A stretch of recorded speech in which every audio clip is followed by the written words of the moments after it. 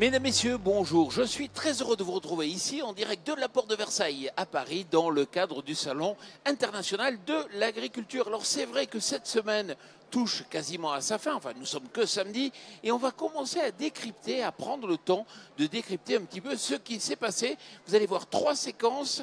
La première avec Gilles Riverwegstein, bonjour. Bonjour. Alors vous êtes fondateur de la revue Agriculture et Environnement. Juste à ma gauche, donc Philippe Crozet. Bonjour. Vous êtes cofondateur donc lecomptoirlocal.fr. On aura l'occasion d'en parler tout à l'heure. Et juste à vos côtés, Jackie Beaucamp, bonjour. Bonjour. Vous êtes maître boulanger.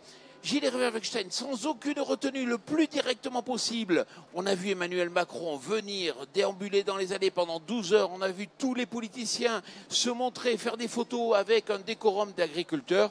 Qu'est-ce que vous retenez sur le plan politique de cette semaine au salon? Alors moi je trouve que ce salon est très différent des autres. Premièrement parce qu'on n'est pas en année électorale, donc on en a quand même vu un tout petit peu moins des hommes politiques. Et ceux qu'on a vus étaient quand même, j'ai trouvé, très à l'écoute du monde agricole, beaucoup plus à l'écoute qu'habituellement. Mais on a aussi l'impression qu'ils ne savent pas trop où aller. On a comme une impression que même au sommet de l'État, franchement, on n'a pas de direction pour l'agriculture très claire et très nette. Oui, certes, Emmanuel Macron semblait être à l'écoute, mais pas comme si c'était quelque chose de prioritaire, pas comme si... ça n'a pas l'air de lui prendre les tripes, je dirais. Vous voyez, comme avec Jacques Chirac, par exemple. Là, oui, on écoute, mais bon, voilà, c'est pas... S'il y a quelque chose qui manque, il y a un peps qui manque, je dirais. Alors, on avait quand même l'impression qu'Emmanuel a fait venir beaucoup de ses ministres, parce qu'il y a eu quand même beaucoup de ministres, secrétaires d'État. C'était presque un passage obligé. Oui, je pense qu'aujourd'hui, le gouvernement était vraiment à l'écoute. Mais on est à l'écoute et on écoute. Mais ce qu'on attend d'un gouvernement, c'est d'être à l'écoute, mais aussi d'entendre et ensuite de proposer. Là, franchement, pour l'instant, les propositions, on ne voit pas où le gouvernement veut aller.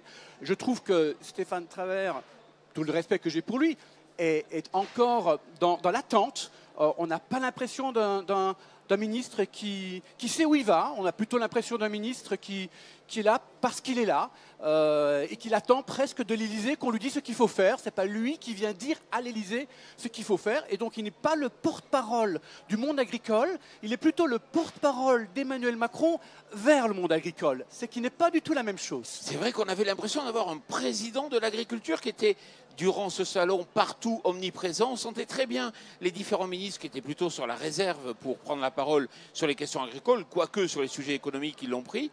Il y a eu des fois des mauvaises compréhensions. D'un côté, Emmanuel Macron qui dit qu'il faut faire de la qualité, il faut faire du circuit court, il faut retrouver du local. Et puis de l'autre côté, le Mercosur, 80 000 tonnes de viande bovine qui risquent de rentrer.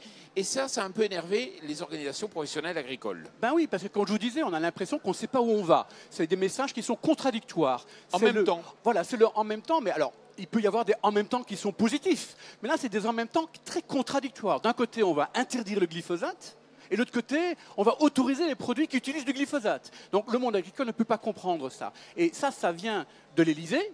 Et on a l'impression, quand je vous disais, qu'au niveau des ministres, ils ne sont pas là en train de dire « mais attendez une minute, ça c'est pas possible ». Donc d'ailleurs, les interventions de Stéphane Travert, c'était plutôt pour dire « voilà ce que le président veut, voilà ce que le président va faire, voilà ce que le président pense ». Moi, j'aimerais bien savoir, franchement, ce que Stéphane Travert pense, ce que lui, il a envie de faire. Pas simplement comme soldat du gouvernement, mais aussi comme initiateur de projet et porte-parole du monde agricole. Et ça, franchement, cette voix-là, je dirais, on ne l'a pas du tout entendue. Alors peut-être qu'on était tellement habitué à Stéphane Le Foll, qui avait un vrai projet politique. On peut être pour ou contre, mais lui, il savait où il voulait aller, et on voyait très bien que c'était lui qui donnait le là au sein du gouvernement précédent. Là, c'est plus du tout la même dynamique du tout. Et les organisations professionnelles agricoles, est-ce qu'elles n'ont pas été quelque part un peu séduites, un peu sous le charme d'Emmanuel Macron? Parce qu'au début, elles étaient un peu remontées, et à la fin, on a l'impression qu'elles se sont laissées convaincre. Non, mais Emmanuel Macron c'est un homme extrêmement intelligent, certainement très séduisant, et qui était à l'écoute, clairement. Le problème, c'est que voilà, après être à l'écoute, à un moment donné, il faut des actes. Donc on a l'impression, comme je vous dis, qu'il n'y a plus de dogmatisme, on n'a pas un gouvernement dogmatique, on est à l'écoute, mais il n'y a pas cette flamme qui l'anime pour comprendre les vrais enjeux de l'agriculture, que l'agriculture, ce n'est pas simplement un secteur économique, c'est bien plus que ça, c'est un secteur social, c'est un secteur culturel. Et tout ça, on a l'impression qu'il ne saisit pas vraiment. Il reste urbain, il ne connaît pas le monde rural, il ne voit pas le monde rural dans toute sa splendeur. Et donc, il a cette difficulté qu'ont les urbains avec le monde agricole. Et il est très représentatif de la rupture qu'il y a entre le monde agricole d'un côté et la majorité de la population qui ne sait plus très bien à quoi doit ressembler leur agriculture et qui essaye pourtant d'être positif avec l'agriculture. Alors, je rappelle que Gilles Réverbechstein, vous avez écrit votre dernier livre, Panique dans l'assiette, donc, qui est publié chez Le Publieur. Vous restez avec nous parce que c'est un débat quand même. Philippe Crozet, vous êtes cofondateur de Le Comptoir Local.fr. Voilà. Le Comptoir Local.fr, c'est quoi? Je vous écoute. Le Comptoir Local, c'est un marché en ligne de producteurs franciliens. Donc le principe, c'est de proposer un très grand nombre de produits en circuit court, donc de la viande, des produits laitiers, des fruits et légumes, mais également de la lessive, des fleurs, qui viennent directement de producteurs franciliens. Et nous, on prend en charge toute la logistique depuis ces producteurs jusqu'aux consommateurs en livrant tard le soir. Alors ils sont malins parce qu'il y a deux raisons qui sont importantes dans leur développement. Ils ont déjà 3 ans, c'est plus qu'une start-up. C'est que, ils ont compris qu'il fallait faire du local, mais aussi concentrer ses efforts sur l'Île-de-France. Ça, c'est le premier point. Et deuxième point, ils assurent la logistique. Pourquoi ? Ce qui est intéressant dans ce qu'on fait, c'est de pouvoir proposer un service qui est à la fois pratique pour les consommateurs, c'est-à-dire pouvoir accéder à des bons produits, retrouver le plaisir de manger directement chez soi avec une livraison jusqu'à tard le soir, et en même temps de pouvoir proposer un service très pratique pour les producteurs qui n'ont qu'à se concentrer sur leur production sans avoir à rentrer dans les circuits logistiques de distribution. On passe chez eux tous les jours chercher les produits pour les amener jusqu'aux consommateurs. Et c'est vous qui le faites ou vous le déléguez à quelqu'un d'autre ? Non, on le fait nous. On a en interne toute la collecte, la préparation de commandes dans notre entrepôt, et pour la livraison, on a la moitié qui est externalisée et la moitié faite par nos propres chauffeurs. Comment vous réagissez ? C'est une initiative qui est très bonne, très bien, parce que ça répond à une demande du consommateur. Simplement, il est évident que toute l'agriculture ne peut pas aller dans cette direction-là. Ça fait partie d'une des solutions, d'une des nombreuses solutions. Et surtout, il ne faut pas que ce soit en contradiction avec tout le reste de ce que l'agriculture peut faire. Mais c'est une très très belle initiative, bien entendu. Oui, tout à fait. Nous, on voit ça comme la possibilité de proposer une alternative à ces producteurs. On est parti d'un constat assez simple. C'est qu'en Ile-de-France, il y a 5000 producteurs. Il y a le bassin de consommation le plus important de France. Des gens qui cherchent à retrouver la traçabilité des produits, savoir d'où viennent leurs produits, qui cherchent ce genre de produits. Et paradoxalement, des producteurs, 5000, qui globalement ont du mal à écouler leur production. Pourquoi ? Parce qu'il n'y avait pas le circuit logistique adapté. Voilà, et Philippe, si je suis consommateur, je vais sur lecomptoirlocal.fr et je veux des olives. Je ne peux pas parce qu'en Ile-de-France, il n'y en a pas. Alors, ça c'est aussi un des retours de nos clients, c'est qu'ils ne pouvaient pas faire toutes leurs courses sur le site. On a depuis récemment ouvert l'offre produit à certains produits qui viennent d'un peu plus loin pour pouvoir permettre aux gens de pouvoir faire toutes leurs courses sur le produit et au final favoriser l'économie locale. Donc on a récemment introduit du riz qui vient de Camargue, du sel de Guérande, de l'huile d'olive du sud de la France. Lecomptoirlocal.fr, il faut y aller, encore faut-il habiter en Ile-de-France. Pour l'instant, est-ce que vous pensez aller plus loin dans d'autres régions ? Toulouse, Bordeaux. Évidemment, nous, le but là, c'est de consolider le modèle en région parisienne sur l'année 2018. Et évidemment, notre ambition est de pouvoir penser à une expansion nationale à l'avenir. Jackie Bocan. Oui. Vous vous levez tôt le matin, non ? Oui, ça m'arrive, oui. Mais oui, parce qu'il est boulanger, donc il se lève ce matin. Vous êtes levé à quelle heure ? Ce matin, j'étais là ici à 7h, je ne pouvais pas venir avant, donc je me suis levé à 6h, ça va, c'était pas c'est la grasse mat. exceptionnel non plus. Alors, c'est un maître boulanger assez exceptionnel et on est très heureux de l'avoir là. D'abord parce qu'il fait du très bon pain là-bas sur le stand Agri Demain. Et c'est vrai que vous préparez avec 4 fois peu de choses, 4 fois peu de matériel, du très bon pain. C'est quoi votre métier, votre particularité ? Alors, j'ai travaillé il y a 20 ans avec un chef de nutrition assez connu qui s'appelle le professeur Le Cerf. Donc, l'Institut Pasteur de Lille a la vocation de chapeauter toute la recherche de nutrition en France. Et ce chercheur a fait des recherches spécifiques sur l'assimilation des céréales.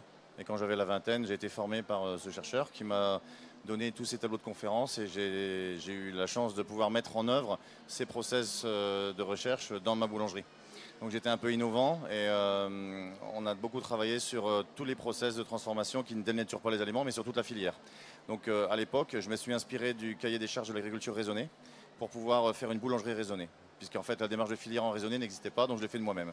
Donc on a fait un traitement de l'eau qui était assez performant. On avait utilisé des farines enrichies en germes de blé qui sont voilà, sans additifs, avec de la sélection variétale, un taux de sel réduit, alors qu'à l'époque personne n'en parlait. Enfin voilà, on a été vraiment très innovants et on a fait des pains de haute qualité pour notre petite clientèle locale et ça a été un succès. Voilà. Et vous avez entendu, il a dit farine enrichie en germe de blé. Parce que quand vous discutez avec Jackie, vous apprenez que dans la farine, il n'y a pas du germe de blé. Vous le saviez? Ben non, vous voyez, comme quoi on apprend des choses avec l'agriculture tous les jours. Il y a le grain de blé, il y a le germe à l'intérieur, et justement aujourd'hui on va extraire le germe pour ne pas le vendre avec la farine. C'est bien ça? Ouais, c'est un peu ça. Alors il y a deux approches en fait. Pourquoi un meunier, quand il écrase une graine, va-t-il enlever le germe? Bon, d'une part, on va vous dire que c'est de la matière grasse, ça peut rancir et nuire à la conservation, rallonger la farine, mais en même temps, on a un système pour stabiliser ce germe. Et ce germe, eh bien, en fait, est une partie qui est petite, qui fait que 3% de la graine, mais qui est la partie la plus riche en vitamines, acides aminés, matières minérales, sels minéraux. Et quasiment aucun consommateur ne le sait, parce que c'est assez rare quand on discute avec quelqu'un, je dirais, qui soit au courant de la présence du germe de blé dans la farine ou pas. Alors ce germe de blé, bien sûr, a une valeur. Sur le plan meunier, ben, forcément, on peut le revendre comme complément alimentaire dans l'industrie pharmaceutique, par exemple, pour compléter un médicament ou quelque chose comme ça. Mais ce qui est un peu dommage, ce qu'on avait constaté, c'est que cet aliment est déjà là. Et donc, si on l'enlève de la farine, on est obligé de mentionner que la farine est enrichie, parce qu'en fait, on a enlevé une bonne partie et à l'insu du consommateur, entre guillemets, puisque c'est quand même, on va dire, un peu dommage. Et le but, c'est quand même d'avoir des aliments qui nous nourrissent. Et s'il y a beaucoup de nutriments dans cette partie, eh bien, c'est un peu dommage qu'au quotidien, on ne l'ait pas directement dans le pain. Je veux dire, au lieu d'aller le rechercher ensuite comme un alicament à la pharmacie ou ailleurs. Hein. Voilà, c'est un peu ça l'idée. Et j'ai des petites anecdotes sur le sujet, c'est que quand on avait fait des expériences avec des rats de laboratoire dans les protocoles de recherche, on a plusieurs anecdotes. C'est que les rats qui étaient élevés avec des farines enrichies en germes de blé étaient plus grands, plus intelligents, avaient une meilleure croissance, une meilleure santé. Et quand un animal ou un rat ou une souris attaque une graine, il attaque le germe en premier. Donc on a quand même un petit peu de leçons à prendre sur la nature. Il faut rester observateur. Ça pose des questions quand même. C'est vrai que l'industrie agroalimentaire a extrait des produits à haute valeur ajoutée pour des fois en proposer des moins chers par ailleurs. Et c'est vrai que dans la communication, c'est pas top. Ah, ça c'est clair. Maintenant, bon, quand on mange de manière équilibrée des choses venant de partout, on a ce qu'il faut néanmoins, parce que personne ne se nourrit que de pain, bien entendu. Hein, mais c'est tout à fait intéressant de voir à quel point la nature nous fournit tout ce dont nous avons besoin pour pouvoir être en bonne santé. C'est pour ça qu'un bon régime, un régime équilibré, ben, c'est un régime qui est varié et qui fait de toutes les choses différentes qu'on puisse avoir. Ouais. Jackie. Oui, je suis d'accord, mais j'ai quand même avec mes clients qui me posaient la question qu'est-ce que vous mettez dans votre pain? J'en mange qu'une tranche et j'ai plus faim. Ailleurs, je dois en manger 3 ou 4 ou plus, ça dépend des boulangers. Alors, il faut quand même savoir que notre corps est ultra sophistiqué et qu'il y a un signal qui arrive au cerveau pour aller dire arrête de manger quand l'équilibre est atteint. Donc, quand on a des aliments qui sont bien respectés et pas dévitalisés sur aucun plan, on en mange très peu et le signal arrive très vite. Ça éviterait à beaucoup de gens de brasser beaucoup de matière pour rien. Et on peut supposer aujourd'hui que la plupart des maladies digestives sont liées on va dire, à des process de transformation qui dénaturent les aliments.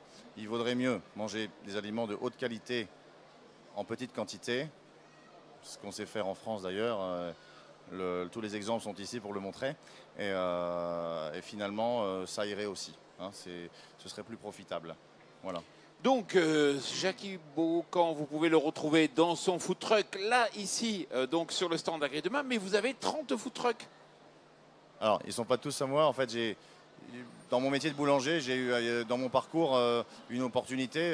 J'avais un laboratoire traiteur qui était assez grand et je suis bien situé dans la métropole lilloise. Et du coup, il y a les premiers food trucks, je les ai rencontrés, puis je les ai invités à venir dans mon laboratoire pour démarrer parce qu'ils n'avaient pas la possibilité de s'acheter un laboratoire à 500 000 € en démarrant. Ils avaient déjà trouvé des crédits pour payer leur camion, ce qui était déjà pas mal. Donc du coup, je leur ai dit, ben voilà, si vous voulez développer, vous n'allez pas pouvoir bricoler dans un garage, les amis. Hein, les petits jeunes là, qui voulaient démarrer.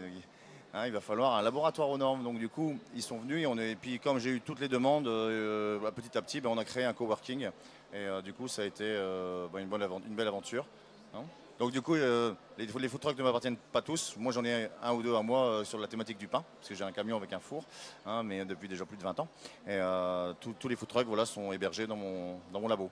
On pourrait en parler toute la journée, mais malheureusement, on est déjà au terme de l'émission. Donc, on vous retrouve dans votre food truck ou sur le stand Agri-Demain. Par contre, Philippe Crozet, on peut vous retrouver sur Internet, lecomptoirlocal.fr. Allez-y, c'est l'occasion de commander. Et puis, Gilles River-Eckstein, on vous retrouve en lecture ou dans votre journal qui s'appelle Agriculture et environnement. Et Merci. sur mon site, plus sur le compte Twitter, qui est en train d'exploser. Donc c'est très bien, continuez à me suivre sur mon compte Twitter. Merci à vous, et puis merci à vous. Et vous allez voir une émission étonnante juste après.